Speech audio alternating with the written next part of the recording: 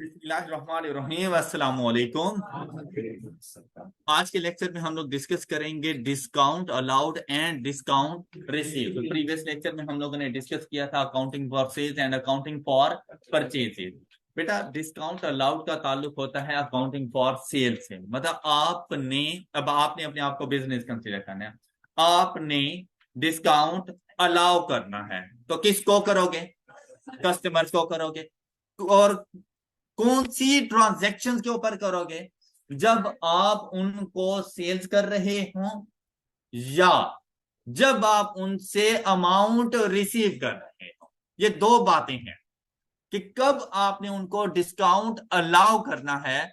जब आप उनको गुड्स डिलीवर कर रहे हो, सेल्स करने से तो यही मुराद है ना। सेल्स उस टाइम पर होंगी जब हम उनको गुड्स डिलीवर करेंगे। दूसरा, अगर मैंने उनको क्रेडिट पे सेल्स दी है, क्रेडिट सेल्स की थी, क्रेडिट पे उनको गुड्स दी थी, तो दूसरा डिस्काउंट मैं उन्हें कब दूंगा? जब मैं उनसे अमाउंट रिसीव करूंगा। इसी तरह से एक कॉन्सेप्ट आता है डिस्काउंट अलाउड के साथ साथ डिस्काउंट रिसीव्ड भी सुनते जाना। डिस्काउंट रिसीव, मैंने डिस्काउंट रिसीव किया। किससे रिसीव करूंगा? क्या कस्टमर से रिसीव करूंगा? सप्लायर से। किस बात पर? क्योंकि मैंने उनसे परचेज की थी। किस टाइम पर रिसीव करूंगा? नहीं, पहली चीज, जब गुड्स रिसीव की थी, जब मैंने परचेजेस की थी, उस टाइम पे रिसीव करूंगा, या फिर जब मैं उनको अमाउंट पे करूंगा। तो ये बात समझ आ गई? क्या discount allowed discount received clear हो गया? तो बेटा, मैंने आपसे कहा कि दो किस्म का डिस्काउंट है। एक, eight the time of transaction, जब आप सेल्स या परचेज कर रहे होते हैं उस टाइम पर। मतलब अगर सेल्स की बात करूं तो एक डिस्काउंट उस टाइम आप अपने कस्टमर्स को देते हो जब आप उनको गुड्स डिस्पैच कर रहे होते हो, जब आप गुड्स उनको हैंड ओवर कर रहे होते हो। अपनी सेल्स तो उसी टाइम रिकॉर्ड करोगे ना। एक डिस्काउंट आप उस टाइम पर देते हो। दूसरा डिस्काउंट कब देते रहते हो आप? जब आपने गुड्स क्रेडिट पर दी हो और बाद में फ्यूचर में आपने उनसे अमाउंट रिसीव करनी हो, तो अमाउंट रिसीव करने के टाइम पर एक डिस्काउंट देते हो। तो आपके पास दो किस्म के डिस्काउंट्स होते हैं। इनमें से जो डिस्काउंट एट द स्टार्ट दिया जाता है जब आप गुड्स हैंड ओवर कर रहे होते हैं, उसे कहा जाता है ट्रेड डिस्काउंट। ट्रेड डिस्काउंट क्या होता है हमारे पास? एक ऐसा डिस्काउंट जो, अब हम लोग बात सिर्फ अभी सेल्स के हवाले से कर लेते हैं। एक ऐसा डिस्काउंट जो आप अपने कस्टमर को दें उस टाइम जब आप उनको गुड्स हैंड ओवर कर रहे हो, डिलीवर कर रहे हो, उस टाइम पर आप उस डिस्काउंट को ट्रेड डिस्काउंट कहोगे। ऑलराइट। जैसे अक्सर आप लोग शॉपिंग करने के लिए जाओ, ब्रांड्स वगैरह पे जाओ, तो लिखा हुआ होता है दूर से इतना बड़ा 50% of. What does it mean? कि भाई जो चीज पहले 10,000 रुपए की थी, अब तुम आओ, अभी भी 10,000 रुपए की है, सिर्फ सेल्स प्राइस बेस कर दिया हमने। ऐसे ही होता रहता है। ऐसा ही होता रहता है। जो चीज आप पहले वैसे नॉर्मल रूटीन में जाओ ना, सपोज मैंने एक शूज देखे, 10,000 रुपए के शूज थे, मुझे पसंद नहीं आया कि यार बड़े महंगे शूज हैं। जो कहा गया कुछ दिन के बाद ना सेल्स लगेगी, आप तब देखना। सेल्स के बाद गए, उसके बाद सिर्फ टैग उतारते हैं, वो 10,000 रुपए वाले टैग को करते हैं 20,000 रुपए और लगा देते हैं 50% ऑफ, और बेच वही 10,000 रुपए कर रही है। लेकिन अब हमें सेटिस्फेक्शन हो गई है, यार 20,000 रुपए की चीज देख 10,000 रुपए में लेके आया हूं। तो ये टैग तो अल्लाह ताला की तरफ से लग के तो नहीं आते रहते ना, खुद ही लगाए जाते हैं। तो ये डेली बेसिस पे चेंज हो रहे होते हैं। ये before sale after sale selling price change कर देते हैं, जबकि अपनी प्राइस वैसी ही रखते हैं। और बहुत कम सिचुएशन में ऐसा होता है। अच्छा, बहरहाल जो भी हो, जब कहा जाता है ना कि 50% ऑफ, इसका क्या मतलब? कि भाई जो चीज 1,000 रुपए की थी अब वो तुम्हें कितने की मिलेगी? 500 रुपए की। जो 100 रुपए की थी वो आपको अब 50। ये ट्रेड डिस्काउंट है। भाई तुम आओ, अब तुम हमें 1,000 रुपए ना दो, तुम हमें 500 रुपए दो और ये प्रोडक्ट लेके चले जाओ। 10,000 रुपए के शूज थे, 50% ऑफ था, तुम आओ 5,000 रुपए दो और ये शूज लेके चले जाओ। ये बात क्लियर हो गई? अच्छा, मुझे ये बात बताएं, 50% मैंने ऑफ रखा हुआ था, ये ट्रेड डिस्काउंट कहलाएगा। अब मुझे एक बात बताओ कि वो शूज लेकर तुम घर गए, पेरेंट्स ने पूछा बेटा ये शूज कितने के लाए हो, क्या बताओगे? 5,000 रुपए के। अच्छा, मैंने मतलब ये सेल्स की थी और मेरे पास आए, मतलब मैंने आप लोगों को वो शूज सेल किया था, आपने मुझे कितने रुपीस दिए? 5,000 रुपए। अच्छा, मुझसे पूछा गया, हाँ भाई आज तुमने कितने की सेल्स की? आपने कहीं पे 10,000 रुपए का जिक्र किया है? आपने किसी डिस्काउंट का जिक्र किया है? तो अकाउंटिंग को पता था आपने ऐसा ही करना है, तो अकाउंटिंग ने कहा इसी को रूल बना दो कि ट्रेड डिस्काउंट का जिक्र तक ना करना और इसकी रिकॉर्डिंग भी ना करना। नेट अमाउंट के ऊपर जाकर, नेट अमाउंट मतलब 10,000 ना बताओ, जो 5,000 तुमने पे किया है उस पर जाकर अपनी सेल्स और अपनी परचेजेस को रिकॉर्ड कर। लिस्ट प्राइस अब नहीं लिखनी, list price minus trade discount, जो नेट अमाउंट आए नेट अमाउंट पर अपनी सेल्स रिकॉर्ड करना। आपने नेट अमाउंट पे नहीं बताई अपनी सेल्स, आपने अपनी परचेजेज भी नेट अमाउंट पर बताई हैं। यही अकाउंटिंग ने आपसे कह दिया है कि आपने नेट अमाउंट ही रिकॉर्ड करनी है, ट्रेड डिस्काउंट की किसी किस्म की कोई डबल एंट्री रिकॉर्ड नहीं करनी। All right. अच्छा, अब इसको जरा पढ़ो। डिस्काउंट मिलेगा ना? उसी को ही कह रहे हैं, at the time of sale ही जो डिस्काउंट होता है उसी को ट्रेड डिस्काउंट कहते हैं। डिस्काउंट लिखा होगा सर? मिलेगा?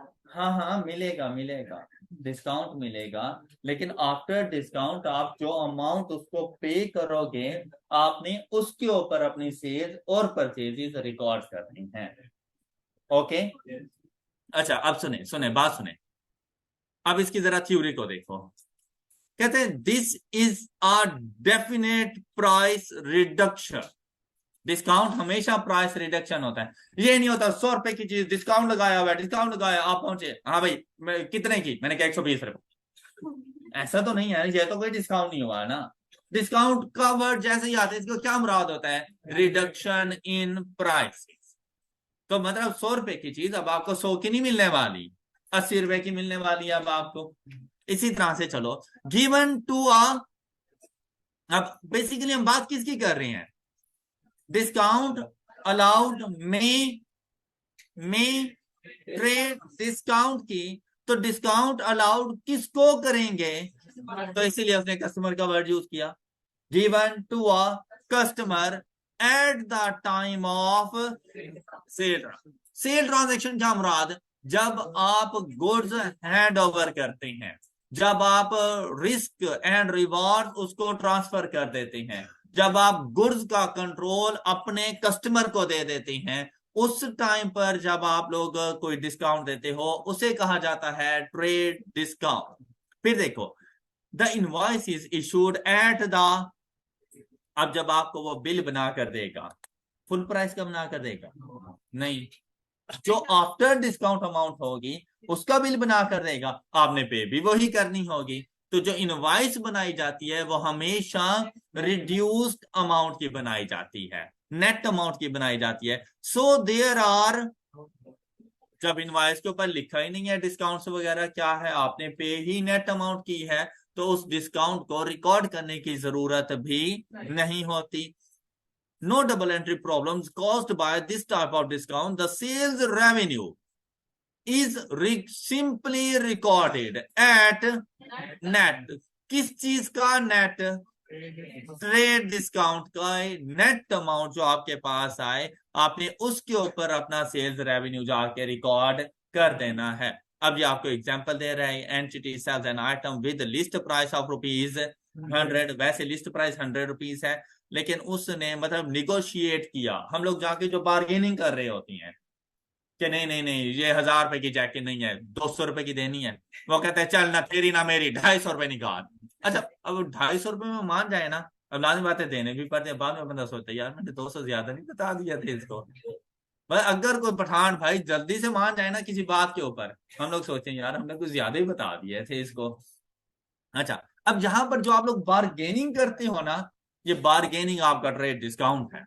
जरूर ब्रांड्स वाले ने तो वैसे ही अपनी तरफ अट्रैक्ट करते हैं ना कि आ जाओ 50% ऑफ, और जाकर देखते हो उसके नीचे छोटा सा लिखा होता है अप टू, और अंदर आउटलेट में जाते हो जो चीज पसंद आती है new arrival new arrival new arrival, पूछते हो 50% ऑफ वाला कौन सा, वो कहते हैं वो लास्ट में एक जूता रखा हुआ है, वो 50% ऑफ पे है, वैसे हम वॉशरूम के लिए यूज करते हैं, तुमने ले जाना है ले जाओ। ऐसा ही होता रहता है। और बाकी चीजों पे 10%, 20%, 30%, और जो चीज पसंद आ जाए, मतलब मेरे साथ हमेशा ऐसा है, जो चीज पसंद आती है ना वो न्यू अराइवल है, मतलब डिस्काउंटेड प्राइस में पसंद ही नहीं आती यार कोई चीज। अच्छा, फिर कहते हैं who negotiate 5% discount at the time of transaction, the sales invoice of ₹95 shall be issued. तो अपनी सेल्स कौन सी अमाउंट पे रिकॉर्ड करोगे, तो अपना रेवेन्यू 95 ही रिकॉर्ड करना, एनी इशू। वाह क्या बात है, क्या बात है आप लोगों की जी। हाँ, सर्विसेज पे होता है डिस्काउंट। आपको आपसे फीस 1 लाख रुपए ली थी हम लोगों ने, तो डिस्काउंट दिया नहीं था, हम लोग सर्विसेज दे रहे थे आप लोगों को। आप दिन क्या है, आप में से हजारों आके उस दिन यतीम बन जाते हैं सारे, एडमिशन लेने आते हैं, सर यकीन करें मेरा तो अब्बा भी यतीम है, दादा की डेथ हो चुकी होती है ना, तो अब्बा यतीम ना हुआ, तो आके अक्सर यही कह रहे होती हैं। जी बेटा, जो उस टाइम पर ट्रांजैक्शन के टाइम पर जो डिस्काउंट है ना, और जो बार्गेनिंग वगैरह हम लोग करते हैं वो ट्रेड डिस्काउंट है। ओके, अच्छा सुने, हम लोग एडमिशन ऑफिस में बैठे हुए बच्चे आके जो जो स्टोरियां सुनाते हैं ना, यकीन करो, और उन्हें लगता है देख कैसा पागल बना दिया, हालांकि उसकी शक्ल पे लिखा हुआ होता है यार तेरी इतनी उम्र नहीं है जितना हमारा तजर्बा है यहाँ पे बैठे हुए। अच्छा जी, अब बात करेंगे हम लोग डिस्काउंट रिसीव्ड की, साथ साथ जरा चलते जाते हैं। अब डिस्काउंट रिसीव्ड आपको मिनटों में समझ आ जाएगा। Discount received given by two the business. तो पहले ट्रेड डिस्काउंट की बात कर लेते हैं इसमें। अब ट्रेड डिस्काउंट क्या होगा, डेफिनेट प्राइस रिडक्शन। अब देखो सेम स्टेटमेंट, लेकिन सिर्फ क्या, गिवन बाय अ, और उधर क्या लिखा हुआ था, definite price reduction given to a customer. Customer वहां पे था गिवन टू अ कस्टमर, यहां पे क्या है, गिवन बाय अ सप्लायर। इतनी सी फर्क है। ओके, द इनवाइस, बाकी सारी स्टोरी बिल्कुल सेम सेम है। The invoice is issued at the, भाई वही जो उसके लिए सेल्स इनवाइस थी, वही तो आपके लिए परचेज इनवाइस बनी है। उस पे 95 लिखा हुआ था, तो आप क्या 100 रुपए की रिकॉर्ड करोगे, तो आप भी तो अपनी परचेज 95 की रिकॉर्ड करोगे, नेट अमाउंट के ऊपर ही रिकॉर्ड करोगे। उसने रेट डिस्काउंट की बात नहीं की, तो आप भी नहीं करोगे। अब यहाँ पे देखो, so there are no double entry problems caused by this type of discount. The purchase is simply recorded at net of trade discount amount. I hope ये बात क्लियर है। And the next discount is cash discount, settlement discount and early payment discount, जिसे prompt payment discount भी कहा जाता है। बेटा समझ ले चीजें समझ ले। फर्स्ट डिस्काउंट की टाइप क्या है हमारे पास, ट्रेड। सेकंड डिस्काउंट कौन सा आ रहा है, क्या, अब देखो नाम से जाहिर है, एंड ना कैश डिस्काउंट, मतलब ये वो डिस्काउंट है जो आपने उस टाइम पर देना है। अब मैं अकाउंटिंग फॉर सेल्स में हूं, डिस्काउंट अलाउड पर हूं, तो मैं अपनी वर्डिंग डिस्काउंट अलाउड वाली यूज करूंगा। कैश डिस्काउंट एक ऐसा डिस्काउंट है जो आपने अपने कस्टमर्स को उस टाइम पर देना है जब वो आपको पेमेंट करे, जब वो आपको कैश आकर दे। आपने इसके ऊपर ना क्रेडिट सेल्स की हुई थी। कैश डिस्काउंट उस टाइम पर होता है जब आप लोगों ने क्रेडिट सेल्स की हुई हो, आपके कस्टमर ने फ्यूचर में आपको पेमेंट करनी हो, तो उससे पेमेंट लेते वक्त जो आप उसको डिस्काउंट दोगे उसे कहा जाएगा कैश डिस्काउंट। ये बात समझ आई। दूसरा नाम है सेटलमेंट डिस्काउंट। मुझे बताएं, जब वो आपको पेमेंट कर देगा, क्या उस टाइम उसका और आपका अकाउंट सेटल नहीं हो जाएगा? क्या भाई जो पैसे तुमने मेरे देने थे वो तुम मुझे पे कर चुके हो, तो क्या अकाउंट सेटल नहीं हो जाएंगे? इसीलिए उसको सेटलमेंट डिस्काउंट कहते हैं। और third one is prompt payment discount, early payment discount. अब इसका क्या मतलब है, बेसिकली ये डिस्काउंट उस टाइम पर दिया जाता है कि मैंने अपने कस्टमर से कहा भाई ये लो क्रेडिट पे सेल्स, तुम्हारे पास 30 दिन का टाइम है। क्रेडिट पीरियड डिफाइंड होता है कि तुमने मुझे इन सेल्स के अगेंस्ट कब तक पेमेंट करनी है। वो period business to business vary करता है, 30 डेज का भी हो सकता है, इससे ज्यादा का भी हो सकता है, इससे कम का भी हो सकता है, लेकिन नॉर्मली हम लोग 30 डेज चले जाते हैं।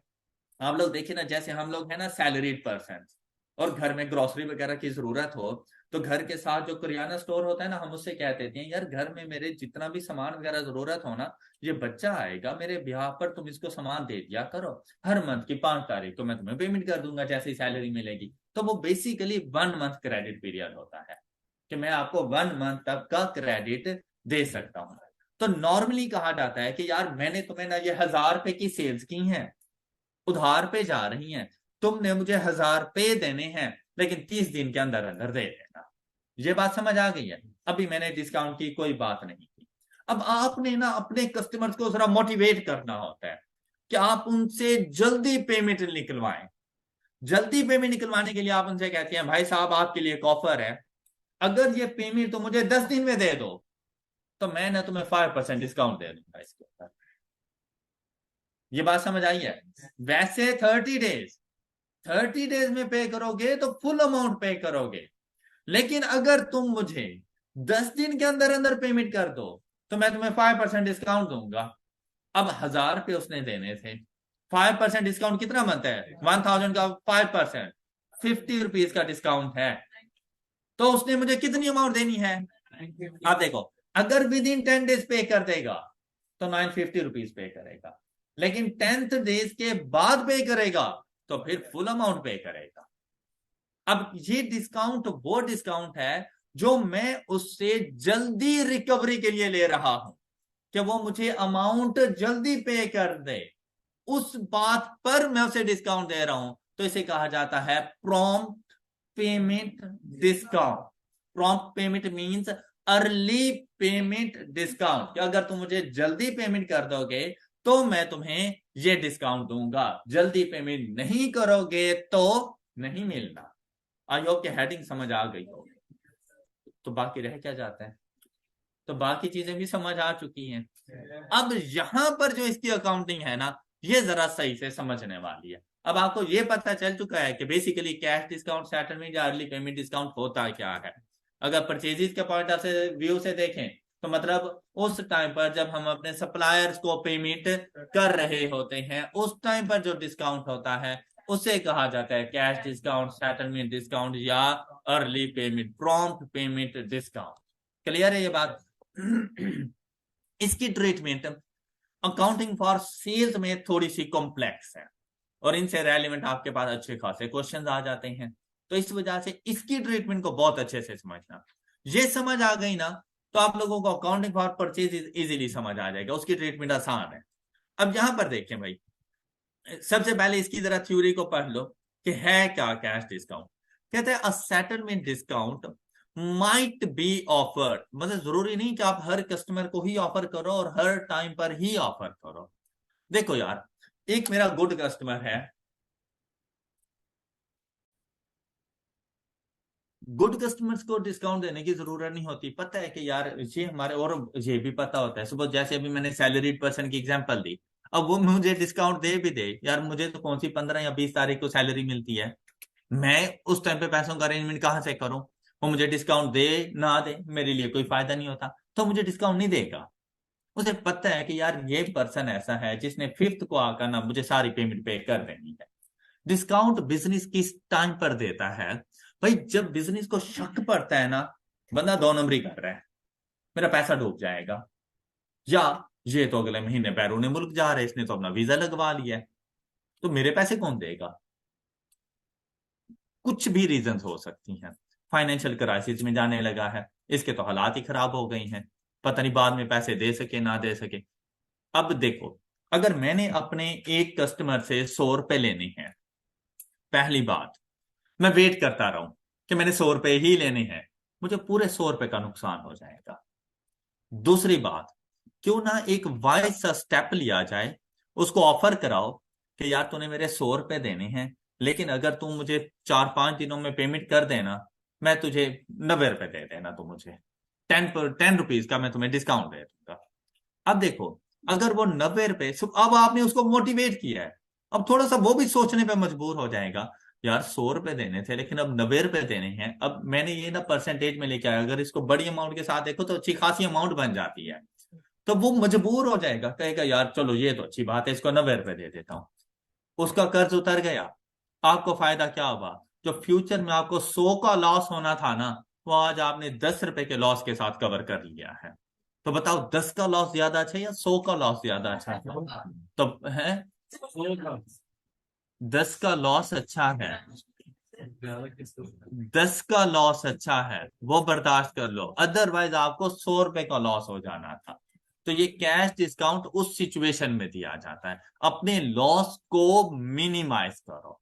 आप अपने कस्टमर्स की हिस्ट्री का पता होता है। अच्छा, कुछ कस्टमर्स ऐसे होते रहते हैं जो आपकी फेंके हुए जाल में आ जाते हैं, कुछ नहीं आते। कुछ ये कहते हैं कि भाई कुछ इस अमाउंट का बेनिफिट ले जाते हैं कि भाई मुझे 10% अमाउंट की बचत हो रही है। कुछ लोग कहते हैं कि ना भाई ना, तुझे मैं पूरे पैसे ही दूंगा, और टाइम का फायदा उठा जाते हैं।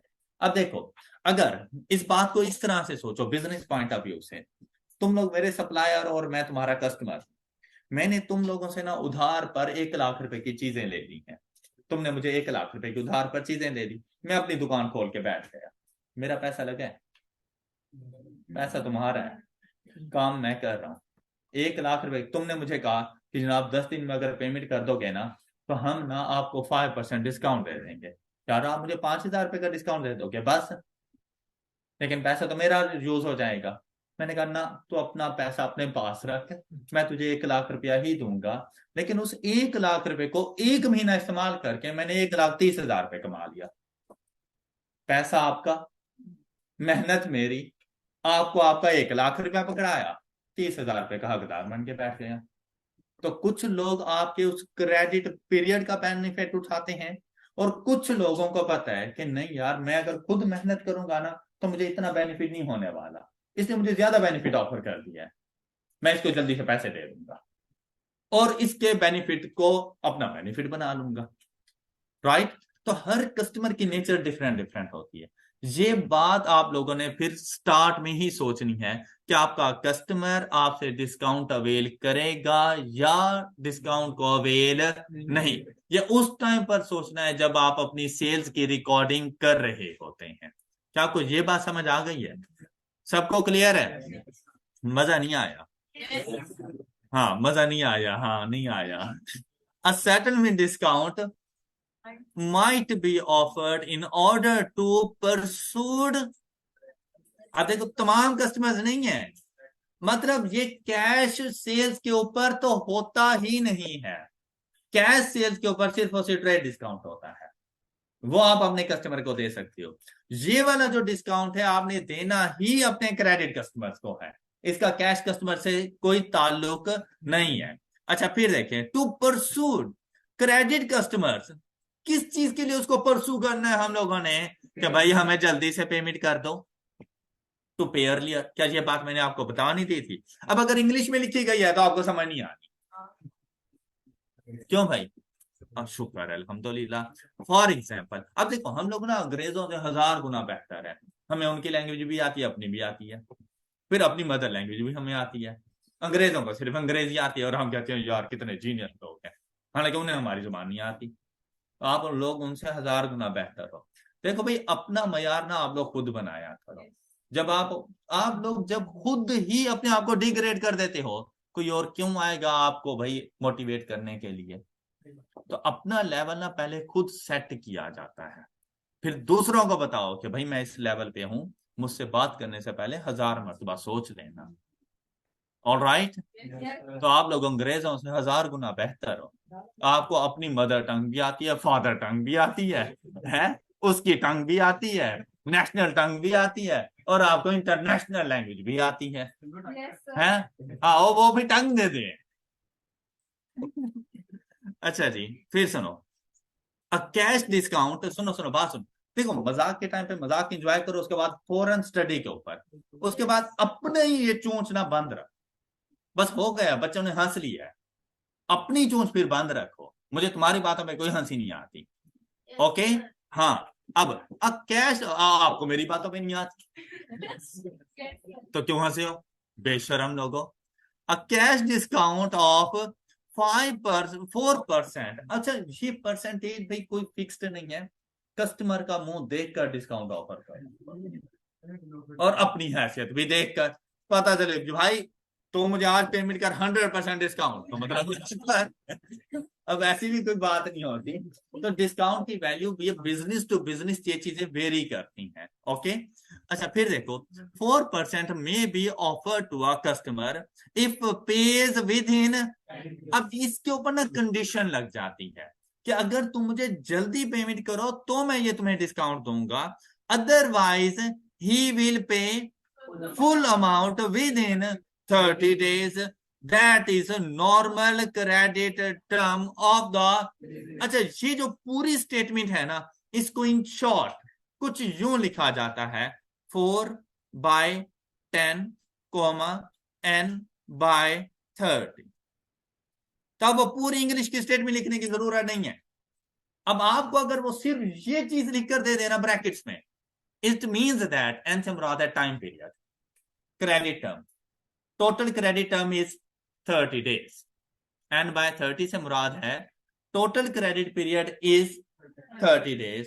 फिर इफ कॉमे की जगह पे आ जाता है इफ पेड इन 10 days, ये जो 4/10 लिखा हुआ है, if paid in 10 days then 4% discount. All right, I hope कि आइंदा से आपको इसकी समझ आ जाएगी। बेटा अगर 10 दिन में पेमेंट कर दो तो 4% का कैश डिस्काउंट है, अदरवाइज 30 days में फुल पेमेंट करो, ये क्रेडिट पीरियड है दूसरा। अदरवाइज 30 days में फुल पेमेंट करो, 10 days में पेमेंट कर दो तो 4% का डिस्काउंट है। ये जो स्टेटमेंट यहां पर लिखी हुई थी ना, pays within 10 days, otherwise pays within 30 days, that is normal credit period of the business, इसको इन शॉर्ट इस तरह से लिखा जाता है। सब बच्चों को क्लियर है ये बात? नेक्स्ट देखें, कहते it is for the customer. अब भाई सप्लायर ने डिस्काउंट को सिर्फ ऑफर करना है, इंपोज नहीं करवा सकता कि भाई मैं तुम्हें डिस्काउंट दे रहा हूं बीपी ये जरूर डिस्काउंट लो क्योंकि मैंने दिया, ऐसा नहीं हो सकता। ये होता है कस्टमर के ऊपर कि भाई उसने डिस्काउंट को अवेल करना है या नहीं, ये कस्टमर के ऊपर डिसाइड करता है। हाँ, मैं अगर सपोज आप मेरे कस्टमर हो, मैं आप लोगों का सप्लायर, मैंने आपको गुड्स सेल की हुई है, तो मुझे mister A B C D सबका पता होगा कि वो किस किस लेवल पर बैठे हुए हैं, उनकी फाइनेंशियल पोजीशन क्या है, वो क्या सोचते हैं, मुझे मेरे सामने उनकी हिस्ट्री मौजूद होगी कि भाई मिस्टर ए डिस्काउंट को अवेल करता है या नहीं करता। मिस्टर बी को डिस्काउंट करता हूं तो वो तो मानता ही नहीं है, वो तो कहता है भाई मैं पूरे पैसे दे दूंगा लेकिन दूंगा 30 days के ऊपर जाकर। अपने तमाम कस्टमर का आपको पता होता है। तो आप जब भी अपने किसी कस्टमर को डिस्काउंट अलाउ करते हैं तो आप सबसे पहले उसका एनालिसिस करते हैं, अपने तमाम तर क्रेडिट कस्टमर्स का एनालिसिस किया करो कि अब ये कस्टमर पे है, it is for the customer to decide whether to take advantage of paying discounted reduced amount by paying early। ये इसके लिए पहला बेनिफिट है। अब ये कस्टमर ने डिसाइड करना है कि भाई मैं जल्दी पेमेंट करके जो रिड्यूस्ड अमाउंट है मैं वो पे कर दूं। और दूसरा उसके पास अब बेनिफिट क्या चीज आ जाएगा कि अगर वो डिस्काउंट नहीं ले पा रहा तो फिर वो क्या करेगा, take advantage of longer credit period कि भाई मैं 10 दिन में नहीं देता तुम्हें, मुझे 20 दिन और मिल रहे हैं, मैं 20 दिन के बाद टोटल 30 days में फिर क्या डिस्काउंटेड अमाउंट पे करेगा, नहीं फिर फुल अमाउंट पे करेगा। ऑल राइट, अच्छा फिर सुनो यहाँ पे, although offering this discount encourages earlier receipts of cash from credit customer. मुश्किल बात लिखी हुई थी भाई, ऑफर मैंने क्यों किया कस्टमर को, ताकि मेरे कस्टमर मुझे जल्दी से आकर कैश पे कर दें। फिर there is still loss of to the, लेकिन आप देखो मैंने उसको चीज 100 रुपए की सेल की थी, 10 रुपए का मैं उसको डिस्काउंट दे रहा हूँ, अर्ली पेमेंट डिस्काउंट, वो मुझे कितने पैसे आके देगा? 90 रुपए। तो क्या मेरा रेवेन्यू 100 रुपए का है? मैंने तो रिसीव ही 90 किया, मुझे तो उसके अगेंस्ट कंसिडरेशन मिली 90 रुपीज है, तो क्या मजीद 10 रुपए मेरा रेवेन्यू कम नहीं हो गया? बस इसके बारे में सोचना है। देखो रेवेन्यू क्या चीज है कि किसी भी गुड्स के अगेंस्ट कंसिडरेशन में आपको क्या अमाउंट मिली। तो मुझे तो 90 रुपए मिला है और मैंने रिकॉर्ड किया हुआ था 100 रुपए पे, तो मैंने क्या गलत नहीं रिकॉर्ड किया हुआ था? मुझे वो 90 पे रिकॉर्ड करना चाहिए था, क्योंकि मैंने तो अमाउंट रिसीव ही 90 की है। तो मेरा रेवेन्यू 100 का नहीं है, मेरा रेवेन्यू 90 रुपीज का है। Sellers business. अच्छा अब देखो, अब इसी पॉइंट को मद्देनजर रखते हुए हम ये सारी एडजस्टमेंट्स करते हैं। अब पहली एडजस्टमेंट क्या है? कहते हैं when a business makes a sales, it does not know whether the customer will take advantages of settlement discount और लाजिम बात है जब मैं सेल्स कर रहा हूं उस टाइम तो मुझे नहीं पता कि भाई उसने डिस्काउंट को अवेल करना है या नहीं करना। ये किस पे डिपेंड करता है? कस्टमर के ऊपर डिपेंड करता है। और दूसरी बात, मैं उसे कह दूंगा यार तू मुझे 10 दिन में पेमेंट कर दे, मैं तुझे 20% डिस्काउंट दूंगा। भाई नहीं है उसके पास पैसे 10 दिन के बाद, तो वो डिस्काउंट 20% भी नहीं देखेगा, वो कहेगा यार फुल दे दूंगा लेकिन पूरे 30 डेज पर। कस्टमर के ऊपर डिपेंड करता है।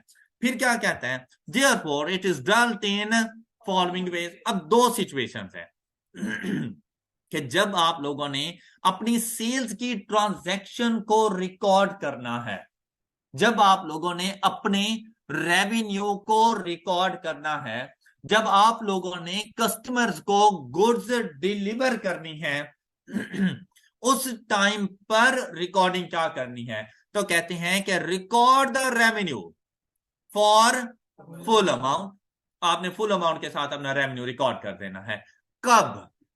जब आपको यह लगे कि कस्टमर अर्ली पे नहीं कर सकता। क्या मतलब? कि डिस्काउंट को अवेल नहीं करेगा, तो आपने क्या करना है? आपने फुल अमाउंट के साथ अपना रेवेन्यू रिकॉर्ड कर देना है। ये बात समझ आ गई? अब इसके लिए ना हम लोग एक छोटी सी एग्जांपल ले लेते हैं, साथ ही सुनते जाइएगा। हम लोगों ने ना 500 रुपए की सेल्स की, क्रेडिट पर सेल्स की। अच्छा अभी ऐसे समझ लें कि ये जो 500 है ना ये नेट आउट ट्रेड डिस्काउंट है, तो लाजमी बात है ट्रेड डिस्काउंट नेट करने के बाद ही सेल्स की रिकॉर्डिंग होनी थी, और वो क्रेडिट पर सेल्स चली गई। अब मैं उसकी रिकॉर्डिंग क्या जाके करूंगा? सेल्स ऑन क्रेडिट, इसकी जर्नल एंट्री क्या होती है मेरे पास? सेल्स ऑन क्रेडिट, इसकी जर्नल एंट्री मेरे पास क्या होगी?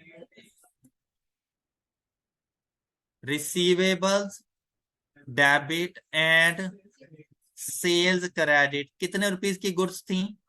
500 रुपीज। तो आप लोग यहाँ पे कहते हैं कि 500 फुल अमाउंट लिख दो। किस टाइम? जब आपको ये लगे कि आपका कस्टमर डिस्काउंट को अवेल नहीं करेगा। मुझे भी यही लगा कि मेरा कस्टमर डिस्काउंट को अवेल नहीं करेगा, तो फ्यूचर में वो मुझे 500 रुपए ही पे कर देगा। ये बात समझ आ गई है?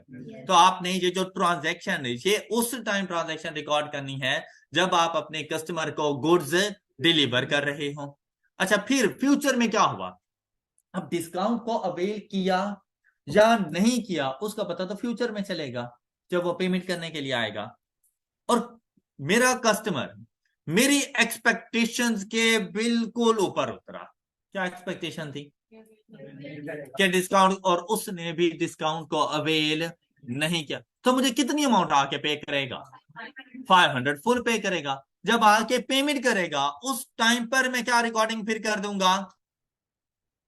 उस टाइम पर क्या रिकॉर्डिंग करूंगा? जर्नल एंट्री बताओ ना।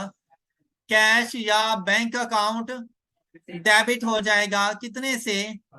500 से, और क्रेडिट हो जाएगा रिसीवेबल्स कितने से? बात खत्म। जो हमने सोचा था हमारा कस्टमर बिल्कुल हमारी एक्सपेक्टेशंस के ऊपर उतरा। हमने कहा डिस्काउंट अवेल नहीं करेगा, उसने भी नहीं किया। क्या गुलाम है? जो आप कहेंगे वही माने हैं? उसने डिस्काउंट को अवेल कर दिया। उसने कहा यार, हमने उसे कहा कि भाई अगर तुम मुझे विद इन 10 डेज पेमेंट कर दो, मैं तुम्हें 10% डिस्काउंट दूंगा। उन्होंने कहा 10th डे पे आया, उन्होंने कहा ये लो भाई पेमेंट ले लो। अब हमने क्या सोचा हुआ था कि डिस्काउंट को अवेल नहीं करेगा। मैंने अपना रेवेन्यू किस अमाउंट पे रिकॉर्ड किया हुआ है? 500 के ऊपर रिकॉर्ड किया हुआ है। और अब जो वो मुझे 10th डे पर पेमेंट करने पहुंच गया, क्या मुझे 500 रुपए देगा? कितनी अमाउंट देगा आफ्टर डिस्काउंट? डिस्काउंट कितना दे रहा हूं उसको? 10% मैं उसको डिस्काउंट दे रहा हूं। कितनी अमाउंट आके वो मुझे पे करेगा? 50 रुपीज का डिस्काउंट चला जाएगा ना। 500 का 10%, 50 रुपीज का डिस्काउंट चला जाएगा। उसने अगर मुझे अमाउंट कितनी पे करनी है? 450। तो वो मेरे पास चेक कितनी अमाउंट का बना कर लाएगा? अब चाहे आपको उस टाइम पे गंदा मुंह बन जाए, लेकिन आपने बैंक को डेबिट 450 से ही करना है, क्योंकि आपके पास चेक ही 450 का आया है। ये बात क्लियर हो गई? डेबिट आपने बैंक को कर दिया, क्रेडिट किसको करेंगे? लाजिमी बात है रिसीवेबल्स को करेंगे। अच्छा, अब मुझे ये बताएं, रिसीवेबल्स को क्रेडिट कौन सी अमाउंट पे जाके करूं? तो फिर मतलब आपसे ये कह रहे हो कि भाई अभी 50 रुपए बाकी हैं, जबकि आप तो कह रहे हो कि भाई मैं तुम्हारा अकाउंट सेटल करने के लिए जा रहा हूं। डेबिट 500 से किया हुआ था, क्रेडिट 450 से करने जा रहे हो, तो क्या 50 रुपए बाकी रह नहीं जाएंगे? क्या उसने बकाया देना है तुम्हें 50 रुपए? तो 450 से क्यों करोगे? 500 से करो। उससे तो रवाना करो ना कि भाई तुमने मेरे 500 रुपए देने थे, 450 रुपए देकर तुमने अपना अकाउंट सेटल कर दिया। लेकिन यहाँ पे जर्नल एंट्री परेशान हो गई। उसने कहा भाई ये क्या किया है? माना कि तुमने डेबिट क्रेडिट कर दिया, लेकिन इक्वल डेबिट क्रेडिट से जाती हैं। डबल एंट्री इफेक्ट्स हमेशा इक्वल रहते हैं। यहां पर तो इक्वल नहीं है। मैंने डेबिट किया 450 से, क्रेडिट किया 500 से, तो शॉर्टफॉल कहां पे आ रहा है? डेबिट साइड पर। कितनी अमाउंट का? तो यहां पे आके 50 लिख दो, जर्नल एंट्री को खुश करो। अब देखो डेबिट कितनी अमाउंट से है टोटल, क्रेडिट कितनी अमाउंट से है। अब बात ये आती है कि इसके अगेंस्ट अब डेबिट किसको करो? Discount allowed. आपके पास ये एक ऑप्शन है कि आप लोग डिस्काउंट अलाउड को डेबिट कर दो। अगर डिस्काउंट अलाउड का सेपरेट अकाउंट बनाते हो तो क्वेश्चन में अक्सर आपको बताया जाता है discount allowed is maintained separately, तो आप लोगों ने डिस्काउंट अलाउड को ही डेबिट करना है। अदरवाइज अभी आप लोग खुद सोचो, 500 रुपए की आपने सेल्स की थी, आपको अमाउंट मिली है 450 रुपए। क्या आप लोगों की सेल्स 500 रुपए की है? जबकि आपने तो 500 रुपए की लिखी हुई है। तो आप लोगों ने यहां पर आकर अपनी सेल्स को डेबिट, ये दो ऑप्शंस हैं आप लोगों के पास। अब देखो सेल्स की बेसिक नेचर क्या होती है? क्रेडिट। क्रेडिट 500 से किया हुआ है, यहां से 50 रुपए से डेबिट कर दिया, तो नेट इंपैक्ट कितना आ गया है? 450 रुपए की। अब आपका रेवेन्यू रिड्यूस्ड हो चुका है बाय ₹50। तो उसने यही तो कहा था कि डिस्काउंट के अगेंस्ट आपका रेवेन्यू कम हो जाता है। तो मैंने जितनी अमाउंट रिसीव की थी, मैंने उतनी ही जाकर अपना रेवेन्यू रिकॉर्ड कर दिया। अगर आप डिस्काउंट अलाउड पे जाते हो, तो डिस्काउंट अलाउड बाद में आपकी सेल्स, अब देखो सेल्स कितने की है, अगर यहां पे डिस्काउंट अलाउड दिखाओ, अब देखो सेल्स कितने की है? 500। इन फ्यूचर जब आप लोग इनकी रिकॉर्डिंग करोगे, तो आप अपनी सेल्स में से डिस्काउंट अलाउड को माइनस कर दिया करोगे। तो देखो आपकी नेट सेल्स कितने की आ गई। तो डिस्काउंट अलाउड भी इन फ्यूचर बाद में आपकी स्टेटमेंट्स में जाकर आपके रेवेन्यू को कम कर देता है। ऑलराइट, ये बात समझ आई है जी? ये वाली देखो, अब मैंने उसको डिस्काउंट दिया तो वो डिस्काउंट को अवेल कर गया। डिस्काउंट कितना था? 10%। 500 का 10% कितना बना? 50। तो फिर क्या मुझे वो 500 आके पे करेगा? कितनी अमाउंट पे करेगा?